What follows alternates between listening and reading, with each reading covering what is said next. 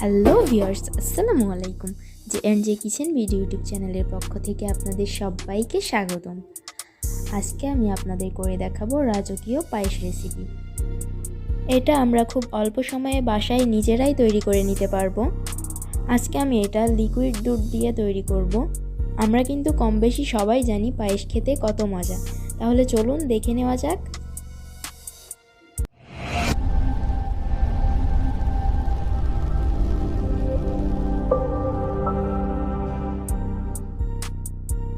এর জন্য এখানে আমি গরুর দুধ নিয়ে নিয়েছি 2 লিটার।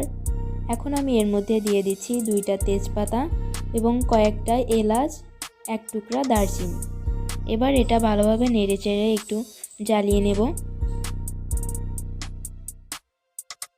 দুধটা একটু জ্বালিয়ে নেওয়ার পর এখন আমি এর মধ্যে দিয়ে দেব 2 মুঠো পোলাওয়ের চাল। পায়েস রান্না করতে গেলে অবশ্যই দুধের হিসাব করে চাউলটা দিতে হবে। 1 লিটারে 1 মুঠ আর 2 লিটারে 2 মুঠো। এভাবে যতটুকু দুধ দিয়ে তৈরি করবেন ততটুকু পরিমাণই চাউল দিতে হবে। চাউলটা প্রথমেই দিয়ে দিচ্ছি। এবার অপেক্ষা করব বলক ওঠার জন্য।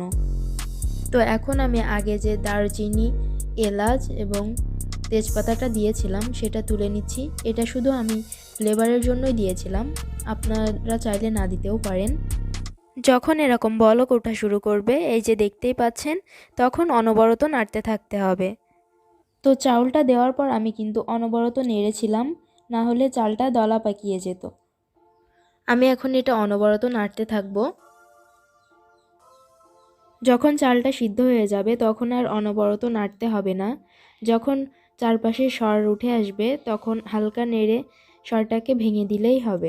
এ পর্যায়ে এর মধ্যে আমি দিয়ে দিচ্ছি কিছু কিশমিশ, কিছু বাদাম কুচি আর 1 কাপ চিনি। এখানে চিনিটা আমি আমার পছন্দ মতো দিয়েছি, আপনারা আপনাদের পছন্দ মতো দিতে পারেন। যখন এরকম সর পড়বে তখন আমি সরটাকে আলতোভাবে একটু নেড়ে ভেঙে দিব। তো এভাবেই 30 সেকেন্ড পর পর আমি সরটাকে ভেঙে দিব। আমার পায়েসটা প্রায় রান্না করা হয়ে গেছে।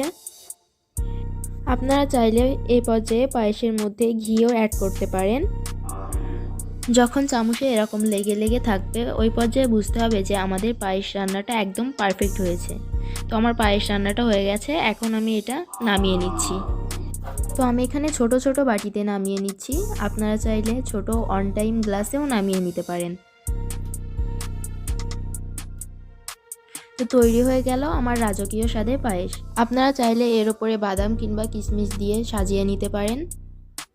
তো আমার আজকের রেসিপিটা এই পর্যন্তই। আশা করি আপনাদের সবার কাছে আমার আজকের রেসিপিটা ভালো লেগেছে। ভালো লাগলে লাইক, কমেন্ট, শেয়ার করবেন এবং আমার চ্যানেলটি সাবস্ক্রাইব করে পাশেই থাকবেন। আল্লাহ হাফেজ।